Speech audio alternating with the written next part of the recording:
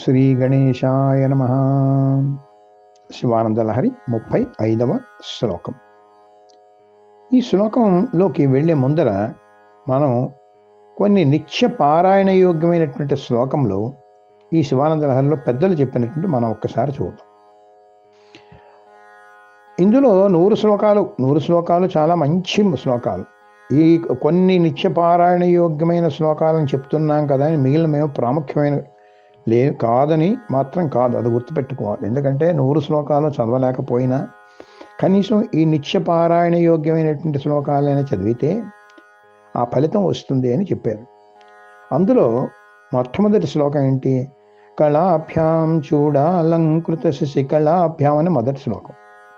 తర్వాత సారూప్యం తవ పూజనే అని వచ్చేటువంటి 28వ శ్లోకం.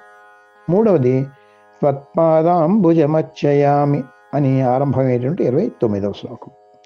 నాలుగవది ఈ 35వ శ్లోకం.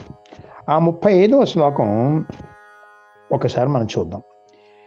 యోగక్షేమ దురంధరస్య సకల శ్రేయ ప్రదోద్యోగినో దృష్టాదృష్టమతోపదేశకృతినో బాహ్యాంతరవ్యాపినః సర్వజ్ఞస్య దయాకరస్య భవతః కిం వేదితవ్యం మయా శంభో త్వం పరమాంతరంగ ఇతి మే చిత్తే స్మరామ్యన్వహం. శివతత్వం అర్థం చేసుకోవడం మొదలైతే మోక్షానికి మనం దగ్గర అవుతున్నాము అని అర్థం అన్నమాట. అంటే ప్రపంచానికి దూరం అవుతున్నాము అన్నమాట. మనకి మనం దగ్గర అవుతున్నాం. మనకి 34వ శ్లోకంలో ఆనంద సాంద్రో భవ అని చెప్పారు భగవంతుడిని. అంటే ఆనంద ఘనం అనమాట. మొత్తం ఆనందం అంతా కూడా ఒక నాశీభూతం అయితే అది ఘనీభవించినట్లయితే అదే శివస్వరూపం అనేటువంటి మనకి లోక శ్లోకంలో చెప్పారనమాట. శివుని యొక్క అసలు లక్షణాలు ఏమిటి? ఆయన ఎప్పుడు ఉండేవాడు ఆయనే, ఎప్పుడు ఒకేలా ఉండేవాడు ఆయనే. ఎప్పుడు ఉండడం అంటే నిత్యం, ఎప్పుడు ఒకేలా ఉండడం అంటే సత్యం. అంటే ఏంటన్నమాట? ఎప్పుడు కూడా మారడు, నిర్వికార స్వరూపం అన్నమాట. సత్యం నిత్యం ఈ రెండు కలిస్తేనే శుభం, అదే శివం అన్నమాట. శివుని వైభవం నిజంగా తెలుసుకోవాలి అంటే కొన్ని మనకి తెలియాలి. శివుడు ఎలాంటి వాడో ముందు తెలియాలి. అలా అవి తెలిసాక, అంటే శివుడు అంటే ఇలాంటి వాడు అని తెలిసాక ఇంకేమీ తెలియక్కర్లేదు మనకి. అప్పుడు మీకు స్వయంగా మనందరికీ కూడా స్వయంగా శివ అనుగ్రహం కలిగి తీరుతుంది.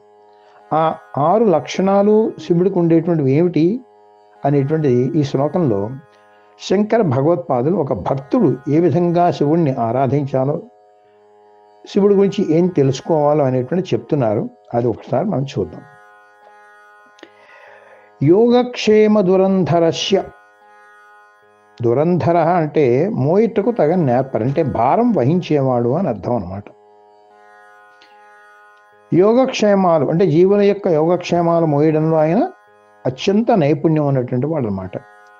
ఎప్పుడు మోస్తాడు, ఎవరి యోగక్షేమాలు మోస్తాడు అనేటువంటి చూస్తే భగవద్గీతలో మనకు ఒక శ్లోకం ఉంది. అనన్యాశ్చింతయంతో మాం ఏ జనా పర్యుపాసతే అనేటువంటిది. ఇందులో అనన్య అంటే ఏంటి? ఆయన తప్ప వేరే చింతన లేకపోవడం, ఆయన తప్ప ఇంకోటి లేదు అనేటువంటి దృఢమైనటువంటి నిశ్చయం విశ్వాసంతో ఉండడం, అదే అనన్య చింతన అంటారన్నమాట. దీనిలో పర్యుపాసన అని కూడా చెప్పారు. ఉపాసన పర్యుపాసన అంటే పరితాపమైనటువంటి పరిపూర్ణమైనటువంటి ఉపాసన శివుడి మీద ఉండాలన్నమాట. యోగం అంటే ఏమిటి? మామూలుగా యోగం అంటే ప్రయత్నము అని అర్థం. ఏ యోగంతో మనం ఆరాధిస్తున్నామో అది జ్ఞానయోగం అవ్వచ్చు, కర్మయోగం అవ్వచ్చు, భక్తి యోగం అవ్వచ్చు. ఆ యోగాన్ని పరిరక్షించడమే క్షేమం అన్నమాట. ఇంకో అర్థంలో తీస్తే యోగం అంటే ఇది వరకు లేనిది ఇప్పుడు కలిగితే అది యోగం అంటారు. అది పోకుండా ఉంటే అదే క్షేమం అన్నమాట. అందుకని అలాగా జీవుల యొక్క యోగక్షేమాలని ఎప్పుడు కూడా మోస్తూ ఆ భారం వహిస్తూ జీవులకు అవన్నీ ఇస్తూ ఉండేటువంటి వాడు కనుక ఆయన యోగక్షేమ దురంధరస్య అని మొదట చెప్పారన్నమాట. తర్వాత సకల శ్రేయ ప్రదోద్యోగిన అని చెప్పారన్నమాట. అంటే ఏంటి? అందరికీ కూడా శ్రేయస్సుని ఇవ్వడం, అదే కాకుండా అన్ని శ్రేయస్సులు ఇవ్వడం అనమాట. అసలు శ్రేయస్సు అంటే ఏమిటి? వేదంలో రెండు పదాలు చెప్తారు, శ్రేయస్సు ప్రేయస్సు అని అనమాట. వేదాంతంలో. శ్రేయస్సు అంటే హితమైనది, మనకి ఏదైతే మంచి కలిగిస్తుందో అది శాశ్వతమైనది, అది పరమాత్మకు దగ్గర చేసేటువంటిది శ్రేయస్సు అంటారు. ప్రేయస్సు అంటే ఇష్టమైనది. ఇష్టాలు మారిపోతుంటాయి, అది శాశ్వతంగా ఉండవు కదా. ఈవేళ ఇష్టమైంది రేపు మారిపోతుంది, రేపు ఇష్టం అవ్వచ్చు.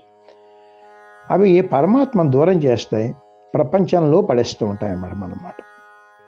అందుకని ఈ ప్రేయస్సు శ్రేయస్సు ఈ దృష్టిలో పెట్టుకునే వేదాంతంలో మరో 2 పదాలు కూడా చెప్పారు. అభ్యుదయము, నిశ్రేయస్సు అని చెప్తారు అన్నమాట. అభ్యుదయం అంటే ఇహలోక పరలోక సుఖాలన్నీ కోరడం, అవి అనుభవించడం. నిశ్రేయస్సు అంటే మోక్షం. ఆయనకు నాకు ఏది యోగమో ఏది క్షేమమో ఆయనే గ్రహించగలడు అని మనం అనుకున్నట్లయితే, మరి ఆ యోగక్షేమాలు నిజంగా తెలుస్తాయా అంటే దానికి తర్వాత మాట చెప్తున్నారు. దృష్టాదృష్టమతోపదేశ కృతినః అని చెప్పారు. కృతి అంటే ఏంటి? దృష్టము అదృష్టము అంటే ఐహిక ఆముష్మిక సుఖములు. అంటే మనకి ఇప్పుడు ఉన్నటువంటి సుఖాలని కూడా దృష్టం కనబడుతుంటాయి, అదృష్టం అంటే తర్వాత వచ్చేటువంటి సుఖాలు అన్నమాట. అవి పొందడానికి కావలసిన జ్ఞానం తెలివితేటలు మన బుద్ధికి ఇవ్వగలవాడు ఆయనే. అలాంటి వాడు మనకి దొరుకుతాడా? ఎందుకు దొరకడు? అది చూడదు. అందుకని దృష్టాదృష్టమతోపదేశ కృతి అనేటువంటి ఆ పరమశివుడు ఎలా దొరుకుతాడు, ఎక్కడ ఉంటాడు? తర్వాత బాహ్య అంతరవ్యాపిన, ఆయన ఎక్కడో కైలాసంలో లేడండి మహానుభావ. మన బయట మన లోపల ఉన్నవాడు, అసలు అందరికీ అతి దగ్గరగా ఉన్నవాడు ఆయనే. ఈశ్వరుడు అంత దగ్గరగా ఇంకెవ్వడూ ఉండడండి మనకి. దూరంగా ఆయన ఉన్నాడేమో అని మనం అనుకుంటూ ఉంటాం, అదే మాయ. ఆయన దగ్గరగా ఉన్నాడు, నాలోనే ఉన్నాడు, నేనే ఆయన అనేటువంటి భావన వచ్చిందంటే జ్ఞానం అనమాట అది. కానీ నాకు దగ్గరగా ఉన్నాడండి, నాకు అదృష్టం అనేటువంటి కూడా చూస్తాడండి, బాగానే ఉంది. మరి ఈ బాధలు ఆయనకు తెలుస్తాయా? నా గురించి ఆయనకి ఎలా తెలుస్తాయి అంటే తర్వాత సర్వజ్ఞస్య అని చెప్పారు. ఆయనకు అన్నీ తెలుసును, ఆయనకు అన్నీ తెలుసును అనేటువంటి తెలివి ఉంటే చాలు. అప్పుడు ఆయన దగ్గరికి వెళ్ళి మహానుభావ నాకు ఇది కావాలి అది కావాలి అని చెప్పి పెద్ద కోరికల లిస్ట్ అంతా తీసి ఆయన అడగవలసిన అవసరం ఏమీ లేదు. నీకేం కావాలో నీకన్నా ఆయనకే బాగా తెలుసు. ఆయనకు నా మీద దయ ఉంటుందా? మరి ఇవన్నీ తెలుసును కానీ నా మీద, ఎందుకంటే నేను చెడ్డ పనులు చేశాను, నేను పాప పనులు చేశాను, ఆయన నన్ను కరుణిస్తాడా అని అనుకుంటావా? తర్వాత నామం దయాకరస్య, ఈ లక్షణం చూడండి. దయాళు అంటే ఈ 6 షడ్గుణముల సంపన్నుడే భగవానుడు అనమాట. అదే మనకి అసలు భగవానుడికి ఇంకో నిర్వచనం కూడా చెప్తారండి. ఐశ్వర్యస్య సమగ్రస్య ధర్మస్య యశస్య శ్రియ జ్ఞాన వైరాగ్యయోస్యేవ షణ్ణాం భగ ఇతీరణ అంటారు. ఈ 6 లక్షణములు భగములు అంటారు. ఈ భగములు కలిగిన వాడే భగవంతుడు. చూడండి, ధనము కలిగిన వాడు ధనవంతుడు, ఐశ్వర్యం కలిగిన వాడు ఐశ్వర్యవంతుడు అంటారు. అలాగే భగము కలిగిన వాడు భగవంతుడు. ఏమిటి 6 లక్షణాలు? సమగ్రమైన ఐశ్వర్యము, సమగ్రం అంటే సంపూర్ణమైనటువంటిది, అంటే తరగనటువంటిది అని అర్థం అనమాట. ధర్మము, యశస్సు, శ్రీ అంటే సంపద, జ్ఞానము, వైరాగ్యము, సంపూర్ణంగా ఎప్పుడూ ఉండేటువంటి వాడే భగవంతుడు.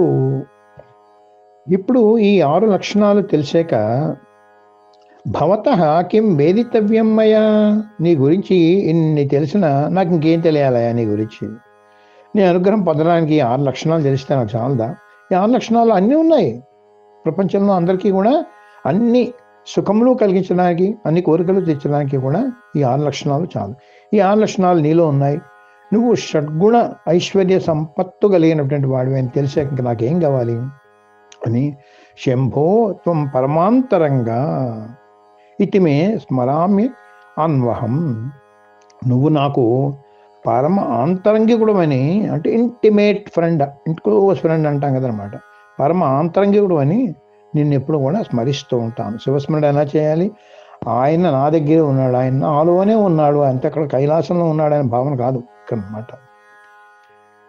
ఎప్పుడు ఈ స్మరణ చేయాలి? ఎప్పుడు నువ్వు అన్వహం ఎప్పుడు చేయాలన్నమాట. ఈ విధంగా ఈ భావనతోటి మనం శివస్మరణ అంటూ చేసినట్లయితే ఆ శివుడు మన దగ్గరే ఉంటాడు, మనలోనే ఉంటాడు, మనతోనే ఉంటాడు. మనకు ఏది మంచిదో ఆయనే నిర్ణయిస్తాడు. మన యోగక్షేమాలను కూడా ఆయనే భరిస్తూ యోగక్షేమ దురంధరస్య అవుతాడు.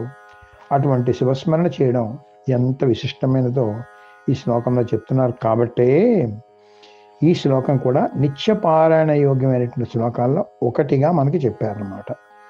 అందుకని మనం మెడిటేషన్ అనేటువంటి చేస్తూ ఉంటాం. మెడిటేషన్లో ఏమీ లేదు. ఈ శివుడు 6 లక్షణాలు నువ్వు తలుచుకో. ఇంకా ఇటువంటివన్నీ తెలిసాక నాకు శివుడి గురించి తెలియవలసిన ఏమీ లేదు. ఆ శివుడు నన్ను చూసుకుంటాడు, నాకు చాలు, ఇంకేం అవసరం లేదు.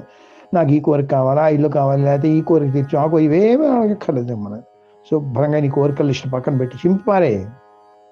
నాకు కావాల్సింది నాకు నువ్వే కావాలి, నాకు శివుడే కావాలి అనేటువంటి భావనతో నువ్వు శివస్మరణ చేసుకున్నట్లయితే శివుడు నీ దగ్గర ఉంటాడు, ఎప్పుడు కూడా నిన్ను అనుగ్రహిస్తూనే ఉంటాడు అని శంకర భగవత్పాదులు అద్భుతమైనటువంటి సందేశం ఈ శ్లోకంలో ఇచ్చారు. అటువంటి శంకర భగవత్పాదులకి మరొక్కసారి సాష్టాంగ నమస్కారం చేస్తూ ఓం శంకర శంకర సాక్షాత్. మన మోహనవాణి కార్యక్రమాలు మీకు నచ్చినట్లయితే వెంటనే ఒక లైక్ చేయండి, అలాగే కామెంట్ చేయండి, ఎక్కువ మందికి షేర్ చేయండి. సబ్స్క్రైబ్ చేసుకోకపోతే వెంటనే మన ఛానల్కి ఇప్పుడే సబ్స్క్రైబ్ చేసుకోండి. ధన్యవాదాలు.